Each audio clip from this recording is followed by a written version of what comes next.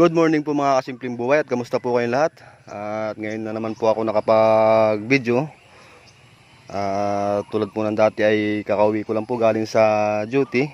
At habang nagkakape po, nandito po ako sa papayahan area. Po sa mga tanim na papaya. At magbibideo lang po ako at ipapakita ko po sa inyo yung mga bago kong tanim na papaya. At ito na po sila.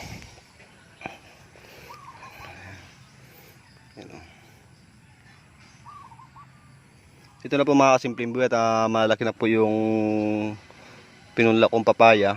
Ito po ay dwarf lang po ito. Yan na. Yan, marami po siyang dahon at mataba po yung kanyang puno. Ayan, doon po doon. Ayun. Sa gilid. Doon po yan. At dito po mga kasimpleng buhay, mayroon po ditong tinanim akong kamatis. At doon sa kabila, ito na po siya ngayon, oh. At may bunga na po. Ayan mga kasimpleng buhay, oh. Ayan, may bunga na po siya.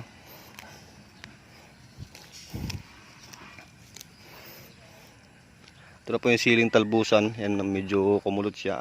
Nag-apply po ako ng patabat yung nakaraan. Ayan po mga kasimpleng buhay, ibabahagi ko po sa inyo kung ano po yung abono na ina-apply ko dito, kaya ganyan kabilis lumago yung papaya. Ito po mga kasimpleng buhay, ang dinidilig ko lang po dito ay yung pinaghalong triple 14 pati urea.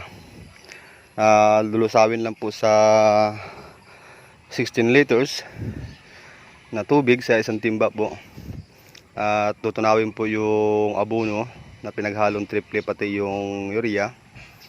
At ayun lang po yung idilig bawat puno mga kasimpleng buhay. Isang lata po, o di kaya isang lata at kalahati, ganyan na po kalalaki. Pero kung ganito lang po kalalaki mga kasimpleng buhay, ay kahit isang lata lang po muna.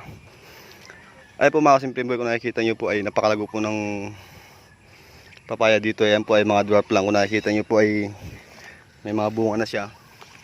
Ayan, mababa lang siya at kayang abutin ng bata. Meron pa po doon 3 piraso. Kaya mabilis lang po yung kanyang paglaki pag maabunuhan siya ng tama. Ayan, oh. Napakaganda po ng lupa, ng kanyang puno. At malago yung kanyang dahon, pati yung kanyang bunga.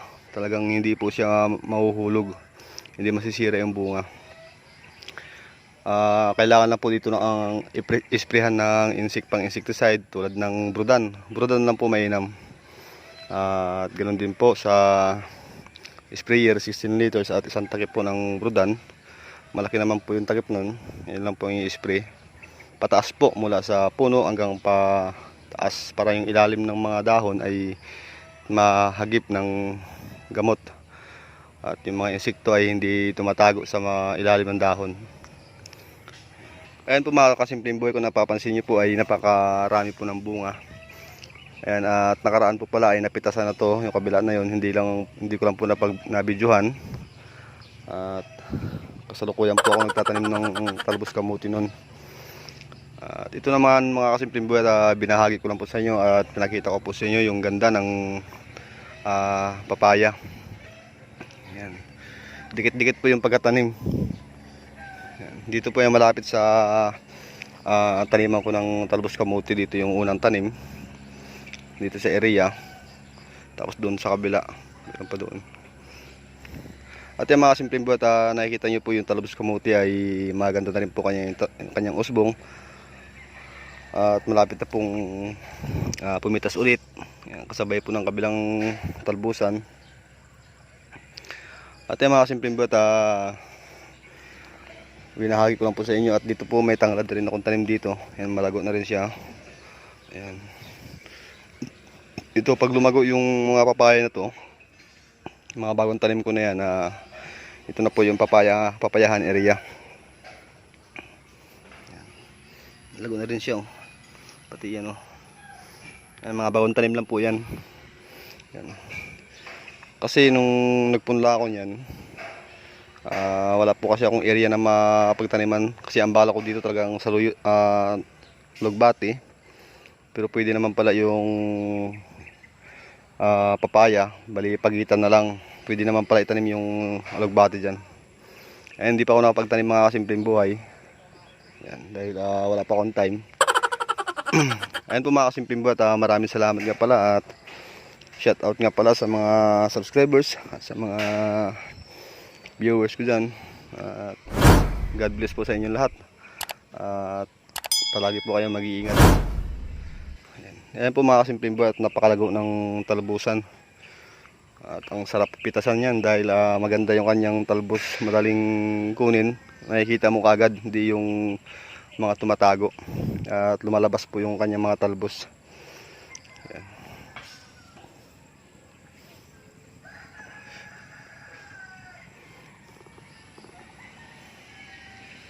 Napakalago ng papaya, ang ganda tingnan, lalo pag maraming bunga yan. Lalo na kapag dito lumaki na yung mga papaya na to, tulad yan. Yan. Ito. And mga dwarf lang po yan, hindi naman po tumataas yan.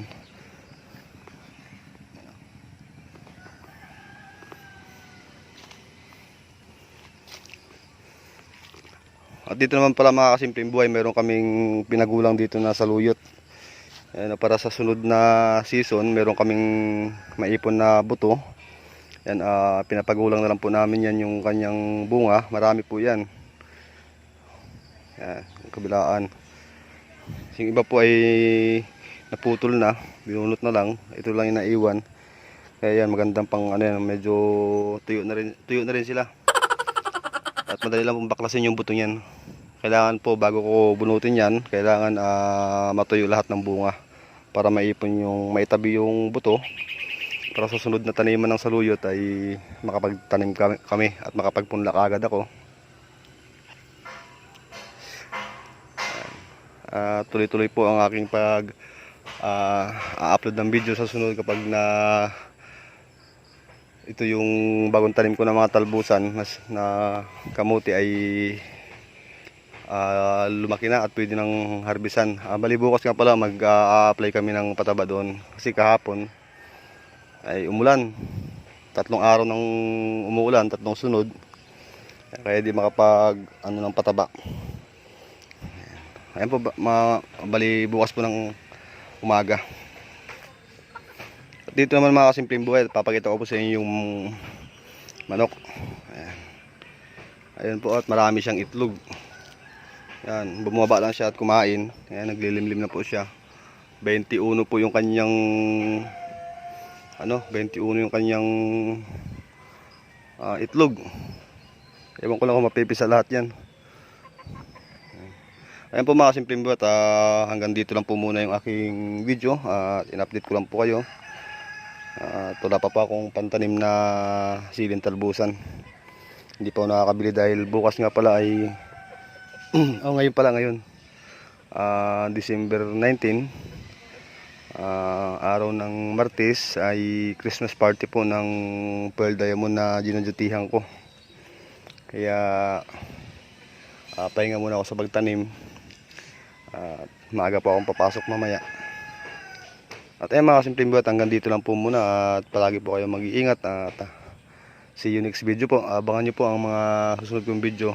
Bukas po abangan nyo yung video ko na mag-apply ako ng abono doon sa kamuting talbusan. At yan po mga simpleng buhat, ingat po kayo lahat.